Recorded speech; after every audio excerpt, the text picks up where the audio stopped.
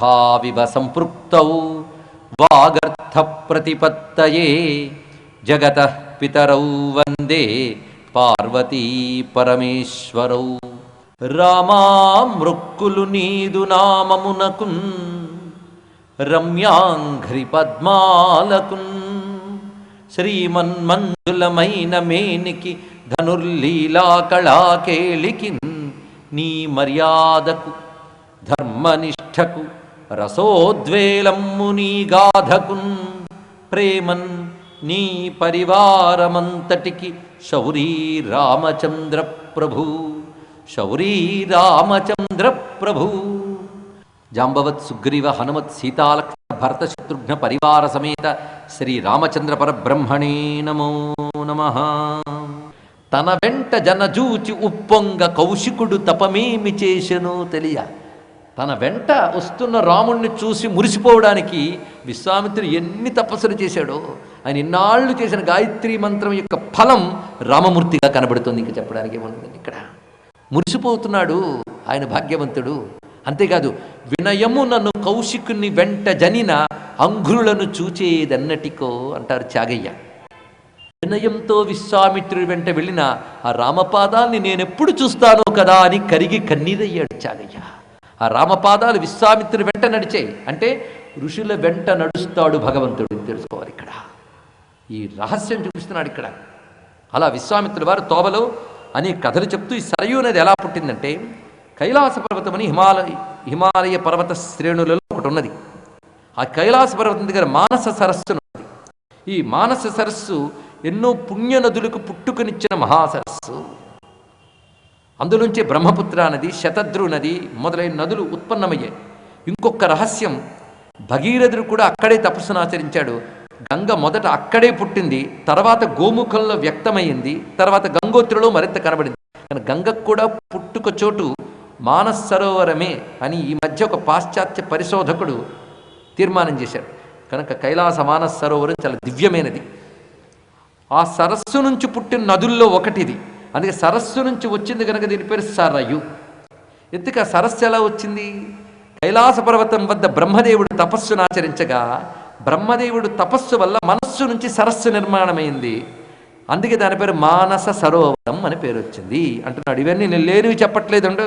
కైలాస పర్వతే రామ మనసా నిర్మితం సరహ బ్రహ్మణ నరశార్దూల తేనేదం మానసం సరహ. బ్రహ్మదేవుడి మనస్సు నుంచి నిర్మాణమైనది గనక మానస సరోవరం, సరస్సు నుంచి పుట్టింది గనక సరయు. ఇది దివ్య నది. సరయు నది సామాన్యమైనది కాదు సుమా, అది చాలా విశేషమైనది. దీని దర్శనం కానీ దీనిలో స్నానం కానీ చాలా గొప్పది. ఇది గంగా కలుసుకున్న చోటు మరింత గొప్పది. దీనికి నమస్కారం చెయ్యని చెప్తున్నాడు. వెంటనే నమస్కరిస్తున్నారు. ఇవి పిల్లలకి నేర్పాలండి. మన దేశ చరిత్ర, మన నదులు, మన అరణ్యాలు, మన పర్వతాలు, వాటి వెనకాల ఉన్న గొప్ప గొప్ప కథలు, ఎలాంటి మహర్షుల తపస్సుల వల్ల ఎలా వచ్చే ఈ చరిత్ర నేర్పాలి. అందుకే రామాయణంలో విశ్వామిత్రుడు గురువుగా ఒక నదిని చూపిస్తూ, ఒక ఆశ్రమాన్ని చూపిస్తూ, ఒక పర్వతాన్ని చూపిస్తూ, ఒక దివ్య స్థలాన్ని చూపిస్తూ దాని చరిత్రను చెప్తున్నాడు. ఇలా చరిత్ర నేర్పాలి ఇక్కడ. అప్పుడు గంగంటే ఏమిటి, సరయు అంటే ఏమిటో తెలుస్తుంది. ఇది చాలా పవిత్రమైనది, దండం పెట్టన్నాడు. గురువాజ్ఞ అనుసరించి నమస్కరించాడు. అంతేగాని నదికి ఎందుకంటే దండం పెట్టాలి అని పిచ్చి ప్రశ్నలు వేయలేదు. ఎందుకంటే రాముడు కదా. దండం పెట్టమనగానే వెంటనే దండం పెట్టాడు. ఆ సరయు గంగా కలుసుకున్న పవిత్ర సంగమం. ఎప్పుడైనా సరే ఒక రెండు నదులు కలుసుకున్నాయంటే అక్కడ ఒక శక్తి పుడుతుంది, దివ్యశక్తి. అందుకే మన భారతదేశంలో ఎక్కడ ఏ చిన్న నదులు రెండు కలిసినా కూడా సంగమం అని పేరు పెడతారు. సంగమేశ్వరుడిని శివుణ్ణి పెడతారు. మీరు పరిశీలించండి ఇక్కడ. అందుకు సంగమం అనేది ఎప్పుడూ గొప్పదే. అలాంటిది సరయు గంగా రెండూ దివ్య నదులు. ఆ రెండు దివ్య నదుల యొక్క సంగమ స్థలాన్ని చూపిస్తూ క్రమంగా వెళుతూ ఉండగా త్రోవలో ఒక రెండు పాడుపడ్డ దేశాలు కనబడ్డాయి. ఒక విధంగా చెప్పాలంటే ప్రాంతములు రెండు. అవి చూస్తూ ఆశ్చర్యపోతున్నాడు. ఇవి ఒకప్పుడు బాగా ఉండి ఇప్పుడు పాడైపోయినట్టు కనబడుతున్నాయి. ఈ ప్రాంతముల పేర్లు ఏమిటి అని అడిగితే వెంటనే వివరించి చెప్తున్నాడు మహానుభావుడైన విశ్వామిత్రుడు. ఇది మలద, కరుష అనే రెండు దేశాలు ఇవి. ఇక్కడ ఒక రాక్షసి ఆక్రమించి ఈ దేశంలో ఉన్న వాళ్ళందరినీ తినేసి ఒక కీకారణ్యంలా మార్చివేసింది రెండు దేశాలని. ఈ రాక్షసి కొడుకే అక్కడ నా యజ్ఞాన్ని ధ్వంసం చేస్తున్నాడు. ఆ రాక్షసి పేరు తాటకి. ఆమె సుకేతుడు అనేటువంటి యక్షుని యొక్క కూతురు. ఆమె సుందుడు అనేటువంటి ఒక అసురుణ్ణి వివాహం ఆడింది. వీళ్ళ దుశ్చేష్టలని చూసి అగస్త్య మహర్షి ఆ అసురుణ్ణి సంహరించమని శపించాడు. అప్పుడు ఇవి రాక్షసిగా మారి మొత్తం ఈ ప్రాంతంలో ఉన్న వారందరినీ తినేసింది. లోక కంటకురాలు అని ఈమె భయంకరమైనటువంటి దుష్టశక్తి.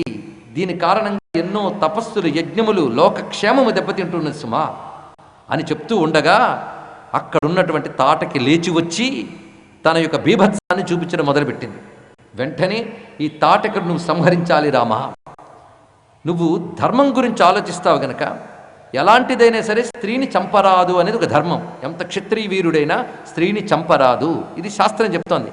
కానీ ధర్మం ఒకటి నియమంగా చెప్పినప్పటికీ కొన్ని పరిస్థితుల్లో దాన్ని పాటించరాదు అని కూడా చెప్తుంది, ధర్మమే చెప్తుంది. కనుక అది బాగా తెలుసుకోవాలి రామా, నువ్వు ధర్మం యొక్క సూక్ష్మాలు తెలుసుకో. స్త్రీని చంపకూడదు అనేది ధర్మం, కానీ ఏ పరిస్థితుల్లో చంపవచ్చు అనేది ధర్మ సూక్ష్మం. కొన్ని పరిస్థితుల్లో చంపవచ్చు. ఇప్పుడు ఈమె దయ చూపించవలసిన స్త్రీ కాదు. నహితే స్త్రీ వధకృతే ఘృణాకార్యా నరోత్తమా. అయ్యో స్త్రీ కదా అని జాలి చూపించుకు సుమా. రాజ్యభార నియుక్తానాం ఏష ధర్మ సనాతన. గొప్ప మాట చెప్పాడు ఇక్కడ. ఏష ధర్మ సనాతన అంటే నేను చెప్తున్నది శాశ్వత ధర్మం. సనాతన ధర్మం అంటే శాశ్వత ధర్మం అని చెప్పుకున్నాం. శాశ్వత ధర్మం ఏమిటి అంటే ఎవరు 10 మంది క్షేమాన్ని దెబ్బతీస్తారో వారిని పాలకుడు సంహరించడం తప్పు కాదు. ఈ మాట జాగ్రత్తగా గుర్తుపెట్టుకోవాలి. 10 మంది క్షేమాన్ని పాడు చేసే వాడిని పాలకుడు సంహరించడం తప్పు కాదు. ఎవరు? పాలకుడు. అందుకని మీరు నేను తుపాకు పట్టుకు తప్పు. అందుకే అధికారము, శిక్షాధికారం మనం తీసుకోకూడదు, పాలకులు. అందుకే రాజ్యభార నియుక్తానాం ఏష ధర్మ సనాతన. రామాయణం నుంచి ధర్మాలు రత్నాల్లా రాలతాయి, మీ ఇష్టం. పట్టుకోండి. ఒక మంచి పళ్ళ చెట్టును కుదిపితే పళ్ళు రాలినట్టు రామాయణం నిండా ధర్మాలు బోళ్ళు రాలుతూ ఉంటాయి. ఇన్ని ధర్మాలు చెప్పారంటే ఆనాటికి భారత జాతి ఎంత నాగరిక జాతిగా ఉందో అర్థం చేసుకోండి. అందుకే భారతదేశానికి ఎవడు నాగరికత నేర్పక్కర్లేదు, భారతదేశం ఎవరికైనా నేర్పగలదు అంటాడు స్వామి వివేకానంద. ప్రపంచానికి గురుపీఠం భారతదేశం. ఎక్కడికక్కడ ధర్మ సూక్ష్మాలు చెప్తున్నారు చూడండి. ఇక్కడ ఈమె మొత్తం లోక కంటకురాలు కాబట్టి ఈమెను సంహరించడం రాజ్యభారము వహించే క్షత్రియుడేవైన నీకు దోషము కాదు. పైగా సంహరించకపోతే దోషం. సంహరించడం సనాతన ధర్మం. అందుకే నువ్వు ఆలోచించకుండా సంహరించు అని చెప్పగానే అలాగే నమస్కారం చేశాడు. నమస్కరించి తప్పకుండా నువ్వు చెప్పిన పని చేస్తాను అన్నాడు. ఇక్కడ ఒక చమత్కారమైన మాట అంటున్నాడు వాల్మీకి. విశ్వామిత్రుడు చెప్పింది చేస్తానన్నాడు. ఎందుకు అలా చేస్తున్నాడంటే విశ్వామిత్రుడు చెప్పింది చెయ్యమని వాళ్ళ నాన్న చెప్పేట, అందుకు చేస్తాడు. ఎంత అందమైన మాట చూడండి. పితుర్వచన నిర్దేశాత్ పితుర్వచన గౌరవాత్ వచనం కౌశికస్యేతి కర్తవ్యమవిశంకయా. వాల్మీకి ఎంత గొప్పగా చెప్తున్నాడు ఇక్కడ. తండ్రి మాట మీద ఉన్న గౌరవం చేత సందేహించకుండా విశ్వామిత్రుడు చెప్పిన పని చేస్తున్నాడు. ఇది చెప్పడం ఉద్దేశం ఏంటంటే వాళ్ళ నాన్న ఒక మాట అన్నాడు, ఋషిగారు ఏం చెప్తే చెయ్యి, మారు మాట్లాడు అని చెప్పి పంపించాడు దశరథుడు. అందుకు నువ్వు ఈ పని చేయగానే నాన్న చెప్పిన మాట గుర్తొచ్చి చేస్తున్నాడు. అంటే ఈయన తండ్రి మాట పాటిస్తున్నాడా, గురువు మాట పాటిస్తున్నాడు? ఇద్దరి మాట పాటిస్తున్నాడు. కనుక పితృభక్తి గురుభక్తి కలిగిన రామచంద్రమూర్తి మానవ జాతికి చూపిస్తున్న ఆదర్శం ఏంటో తెలుసుకోండి. ఇక్కడ తల్లిదండ్రుల పట్ల ఎంత గౌరవం ఉండాలో భారతీయ సంస్కృతి చెప్తున్నది. అయితే తల్లిదండ్రుల పట్ల గౌరవం ఉండడం వల్ల తల్లిదండ్రులకు ఏదో ఒరుగుతుంది అనుకోవద్దు. తల్లిదండ్రుల్ని గురువుల్ని పూజించే వాళ్ళకి భవిష్యత్తు బాగుంటుంది, ఆయుష్ బాగుంటుంది, గ్రహాలు వాళ్ళకు అనుకూలిస్తాయి, దేవతలు వాళ్ళని అనుగ్రహిస్తారు. తెలుసుకోండి ఇక్కడ. అది తల్లిదండ్రుల దీవెన్ని మించినది మరొకట్లేదు. ఇది భారతీయ సంస్కృతిలో మూలమైన అంశం. అందుకే తల్లిదండ్రులను ఏడిపించిన వాడికి సద్గతులు ఉండవు, తెలుసుకోవాలి ఇక్కడ. ఇది ప్రధాన అంశం. అందుకే తల్లిదండ్రులు చెప్పిన మాటను అనుసరించి, గురువాక్యాన్ని అనుసరించి ఎంత కాదన్నా ఆమె రాళ్ళు వేస్తూ ఉంటే లక్ష్మణుడితో అంటున్నాడు రాముడు, ఈమె స్త్రీ కదా, చూడు నా ప్రతాపం చూపించి ఏమైనా పారిపోయేలా చేస్తాను అంటున్నాడు. అంతేగాని సంహరిస్తాను అనుకోవట్లేదు ఆయన. ఎంత కాదన్నా కొంచెం జాలి వేస్తుంది దానికి. అందుకు ఆడుకుంటున్నట్టుగా ఆవిడ రాళ్ళు వేస్తూ చెట్లు వేస్తూ ఉంటే తన బాణాలతో వాటి చెదరగొడుతున్నాడు కానీ చంపట్లేదు. ఇది గమనించారు విశ్వామిత్రుల వారు. అలంతే ఘృణయా రామ, ఇంకా చాలు నీ జాలి, నీ దయ ఇంకా చాలు. పాపాయేష దుష్టచారిణి, ఇప్పుడు సామాన్యురాలు కాదు, పాపాత్మురాలు. యజ్ఞ విఘ్నకరి, యజ్ఞానికి విఘ్నం చేస్తుంది సుమా. వధ్యతాం, ఈమెను సంహరించు. ఎందుకంటే నువ్వు ఆడుకుంటూ ఉన్నావు, చీకటి ఎక్కబోతుంది.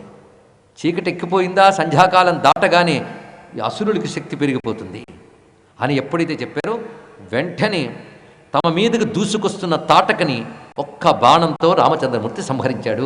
తాటక సంహారమైంది.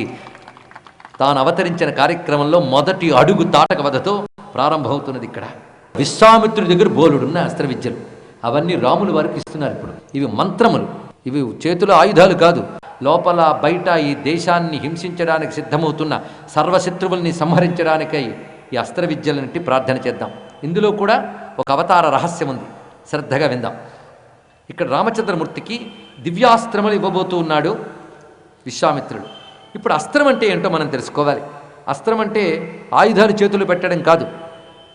భారతీయ సంస్కృతిలో యుద్ధ విద్యలో రెండు చెప్తారు, శస్త్రం, అస్త్రం.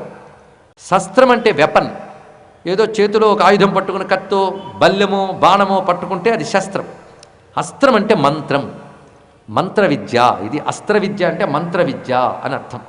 అంటే ఒక అస్త్ర మంత్రాన్ని జపం చేసి గురువు చెప్పే ప్రకారంగా తీవ్రంగా సాధన చేస్తే మంత్రం వాడికి సిద్ధిస్తుంది.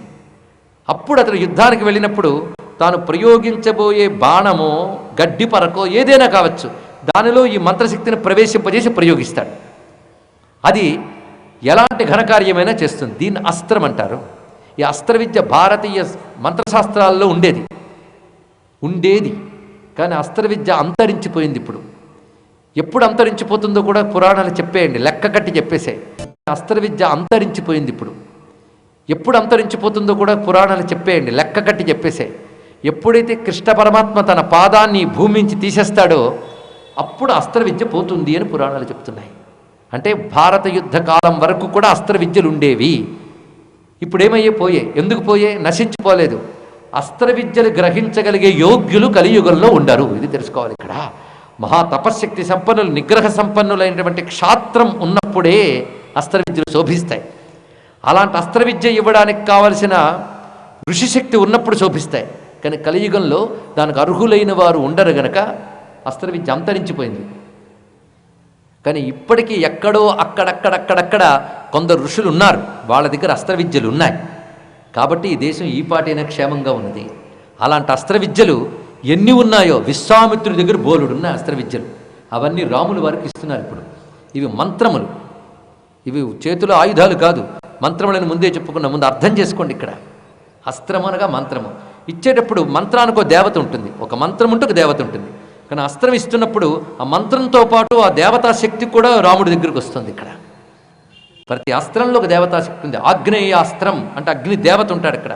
వారుణాస్త్రం వరుణ దేవత, వాయవ్యాస్త్రం వాయుదేవత, నాగాస్త్రం సర్పదేవత. ఇలా ప్రతిదానికి ఆ మంత్రాది దేవత అస్త్రంతో కలిసి వస్తూ ఉంటుంది.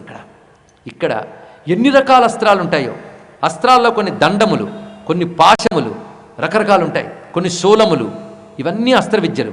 ఆ దేవతా శక్తి ఆ ఆయుధంగా కూడా కనబడుతూ ఉంటుంది. అలాంటి దివ్యమైన అస్త్ర విద్యలు ఒక్కొక్కటి విశ్వామిత్రుడు నోటంట మంత్రములుగా చెప్పబడుతూ ఉంటే రాములు వారు గ్రహిస్తున్నారు.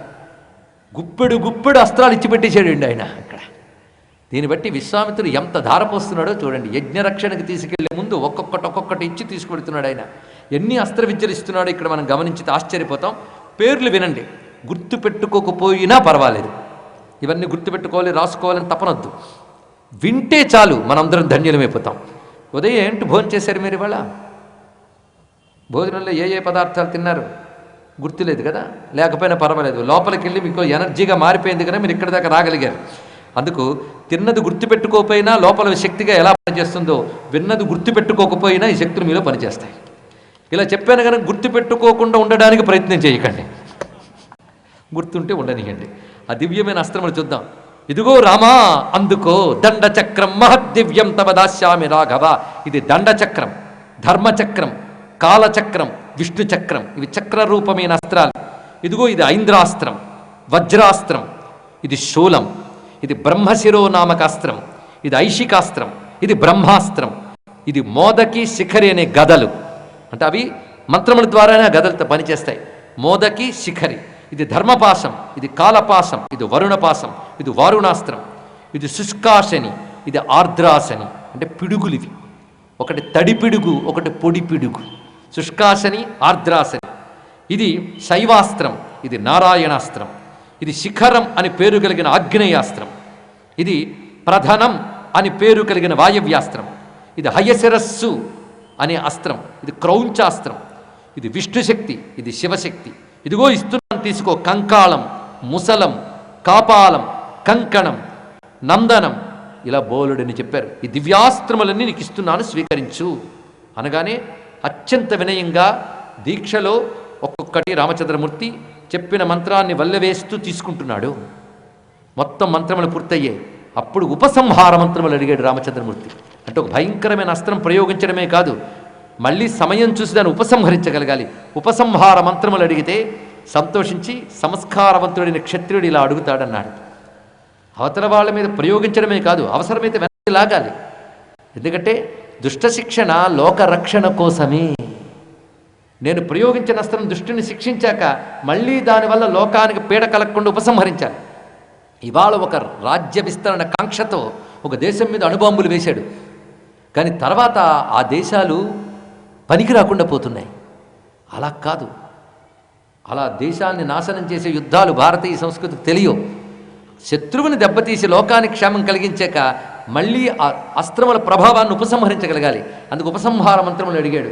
వెంటనే వాటిని ఉపదేశించాడు. చిత్రం ఏంటంటే ఈ అస్త్రం దేవతలు, ఉపసంహార దేవతలు కూడాను ఆ మంత్రదేవతలు రాముడికి ప్రత్యక్షమయ్యారు. చూడండి, ఇక్కడ మనకైతే గురువులు మంత్రాలు ఇస్తే మంత్రాలే వస్తాయి, కానీ దేవతలు కనబడరు. కానీ రాముడికి అవన్నీ కనబడ్డాయి అని చెప్పారు. కనబడ్డమే కాదు, ఒక దేవతా మంత్రం మనం జపం చేస్తే ఆ దేవత కనబడితే మనం దండం పెడతాం. కానీ చిత్రం ఏంటంటే అస్త్రదేవతలందరూ వచ్చి రాముడికి దండం పెట్టి ప్రదక్షిణ చేశాయి. ఇది ఆశ్చర్యకరమైన అంశం. అది రామాయణం చదివేటప్పుడు ఈ ఘట్టాలను మధురంగా దాటుకుంటూ వెళ్ళాలి. ప్రదక్షిణ చేసి రాముడికి దండం పెట్టి, రామ ఏమి ఆజ్ఞ అని అడిగితే రాముడికి మందహాసం చేసి, నేను పిలిచినప్పుడు రండి అన్నాడు. అంతే. సరేనని అంగీకరించే దివ్యాస్త్రములు. ఇక్కడ మళ్ళీ మనం ఆలోచించవలసిన కొన్ని అంశములు ఉన్నాయి. ఇక్కడ విశ్వామిత్రుల వారు ఇన్ని అస్త్రములు ఇచ్చారు కనుక రాముడు గొప్పవాడయ్యాడు అనుకుంటే మనం పొరపాటు పడ్డట్టే. ఇది తెలుసుకోండి. ఇక్కడ విశ్వామిత్రుడి దగ్గర ఈ అస్త్ర సంపద అంతా ఉంది, తపశ్శక్తి ఉంది. కానీ ఏ మహాత్ముడైనా తన తపశ్శక్తిని, తన అస్త్రశక్తిని లోకక్షేమానికి వినియోగించాలి, దేనికి కాదు. ఈ లోకక్షేమం కోసం వచ్చాడు రాముడు ఇప్పుడు. కనుక తన దగ్గరున్న అస్త్ర విద్యంతా రాముడికి ఇచ్చేస్తే తాను లోకక్షేమానికి వినియోగించినట్టే అవుతుంది. అందుకిచ్చేది తెలుసుకోవాలి. ఒక ఆయన పాపం తిరుపతి వెళ్ళాలని బయలుదేరాడు. తన డబ్బుతో తను టికెట్ రిజర్వేషన్ చేసుకుని మీకు చెప్పాడు, నేను తిరుపతి వెళ్తున్నానండి అని. ఎలాగో వెళుతున్నావు కదా, నాకు మొక్కుందయ్యా, 10 ఏళ్ళే వెళదాం అనుకుంటున్నాను, వెళ్ళలేకపోతున్నాను, ఇదిగో 500 ఇస్తున్నాను, హుండీలో వేసి అన్నాడు. సరే అని తీసుకువెళ్ళి ఈయన హుండీలో వేశాడు. ఈయన 500 ఇవ్వడం వల్ల ఆయన తిరుపతి వెళ్ళలేదు. ఈయన ఇచ్చినా ఇవ్వకపోయినా ఆయన ఎలాగో వెళ్తాడు తిరుపతి, ఆయన మొక్క ఆయన తీర్చుకుంటాడు. కానీ 500 ఇచ్చిన వాడి మొక్క అందులో వేయడం వల్ల ఈ ఇచ్చిన వాడు ధన్యుడైపోయాడు. అలాగే రామచంద్రమూర్తి ఎలాగో లోకరక్షణకై తన శక్తితో తను పనిచేస్తాడు. కానీ వీళ్ళు కూడా తమ అస్త్రశక్తిని ఇవ్వడం వల్ల లోకరక్షణ కోసం అస్త్రశక్తి వినియోగించిన పుణ్యం వీళ్ళకి వస్తుంది, తెలుసుకోవాలి ఇక్కడ. అందుకే మహాత్ములు ఏం చేస్తారో తెలుసా, వాళ్ళ తపశ్శక్తి అంటే లోకక్షేమం కోసం ధారపోస్తూ అలాంటి వాడిని ఒకడిని పట్టుకుని వాడికి ధారపోస్తారు. ఇది తెలుసుకోండి ఇక్కడ. అందుకే యజ్ఞాలు, యాగాలు జరగాలి, దేవాలయాల్లో శాస్త్ర విధానంగా పూజలు జరగాలి, ప్రతివారు సాధన చేయాలి. కానీ తమ సాధనా ఫలం లోకక్షేమం కోసం ధారపోయాలి, గుర్తుపెట్టుకోండి ఇక్కడ. అది ఇక్కడ చూపిస్తున్నాడు. అందుకే ఇక్కడ మహర్షి యజ్ఞం చేసేది ఎందుకోసం, తపస్సులు ఎందుకోసం, లోకక్షేమం కోసం. అందుకోసం అవతరించిన రాముడికి ఇవ్వడం వాళ్ళ బాధ్యత. ఇది దీని వెనకాల ఉన్న రహస్యం. అంతేగాని ఇవి ఇస్తే కానీ రాముడు యుద్ధం చేయలేడనడానికి లేదు. ఇది గ్రహించవలసిన మరొక అంశం. ఎక్కడికక్కడ ఆలోచిస్తూ వెళ్ళాలిగా. అంతేకాదు, ఇక్కడ ఒక విశేషం ఉన్నది. ఇంతవరకు రాముడే ఒక పెద్ద అస్త్రం. రామ మంత్రం చేస్తే అదే అస్త్రంలా మనల్ని కాపాడుతుంది. ఇప్పుడు అన్ని అస్త్రాలు రాముడి దగ్గరకు వచ్చాయి. అంటే అర్థం ఏంటి, అన్ని అస్త్రాలు ప్లస్ రాముడు కలిసిపోయారు. ఇప్పుడు ఎవడైతే రాముడిని జపిస్తాడో వాళ్ళని అన్ని అస్త్రాలు కాపాడతాయి. కనుక రాముడు సర్వాస్త్ర శక్తి సంపన్నుడు, ఇది తెలుసుకోవాలి ఇక్కడ. ఇది ఒక రహస్యమైన అంశం. అందుకే సర్వమంత్రమూర్తి రామచంద్రమూర్తి.